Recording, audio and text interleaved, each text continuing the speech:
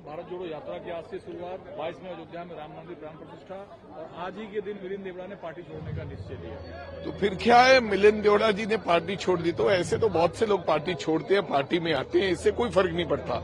राहुल गांधी जी का मिशन है कि न्याय के खिलाफ लड़ाई लड़नी है, वो मिशन जारी रहेगा। जिसको जाना है वो जाए, जिसको आना है आए। लाखों करोड़ों और लोग हैं जो राहुल जी की इस न्याय यात्रा के लिए लड़ने को तैयार है। मेरे को नहीं लगता इससे मिलिंद देवड़ा जी से जाने से कुछ फर्क पड़ने वाला है पार्टी। ये कांग्रेस पार्टी को राजनीतिक तौर पर कितना फायदा पहुंचा? नहीं, इससे हम फायदा और नुकसान के हिसाब से नहीं जा रहे हैं।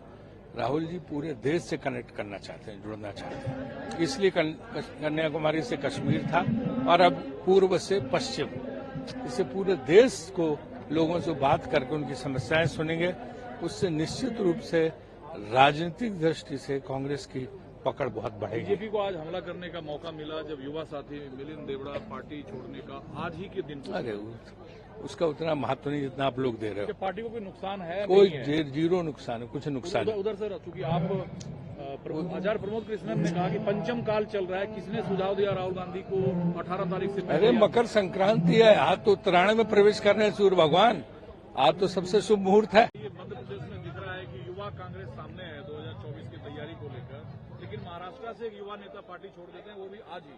इस पर भाजपा तंज कस रही है कि पार्टी में न्याय नेता को मिल नहीं रहा है तो नेता छोड़े जा रहा है। नहीं, बात बीजेपी की अपनी जगह है और जिस तरीके से कमजोर लोगों के लिए इस तरह की परिस्थिति आती है, कांग्रेस पार्टी तो देश को आजाद कराई थी जब अंग्रेज यहां से जा नहीं रहते, तब यही कांग्रेस का विचार था जिसने देश को आजादी की दहलीज पे भी लाया और देश को आजाद भी कराया, संविधान भी बनाया, देश को उन्नति भी लेके आए और अब जिस न्याय की बात हो रही है वो न्याय भी दिलवाएगी।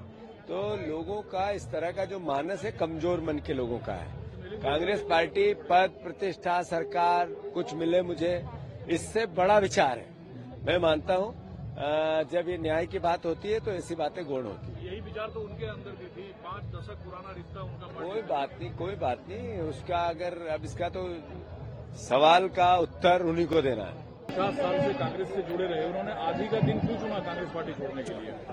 देखो, उनका ट्वीट आपने पढ़ा होगा तो वो ट्वीट में लिखा है कि वो विकास के लिए जा रहे हैं। 10 साल से हमारी सरकार नहीं थी, उनका विकास रुक गया होगा।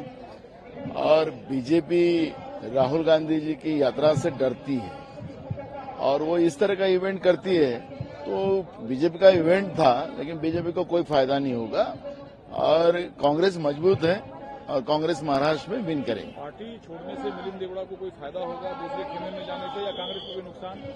देखो, उनका ट्वीट अगर आपने पढ़ा होगा तो एकदम क्लियर है, विकास के लिए गए।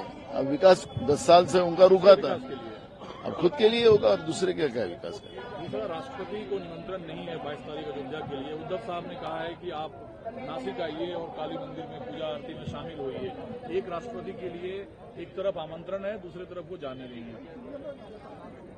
बिल्कुल आना चाहिए, काली माँ की ताकत लेना चाहिए और राष्ट्रपति जी ने उसी तरह जो कोई अत्याचारी व्यवस्था है उसको खत्म करना चाहिए। क्या मिलिंद देवड़ा काफी पहले से प्लानिंग कर रहे थे पार्टी छोड़ने? बिल्कुल, आपको तो पता है।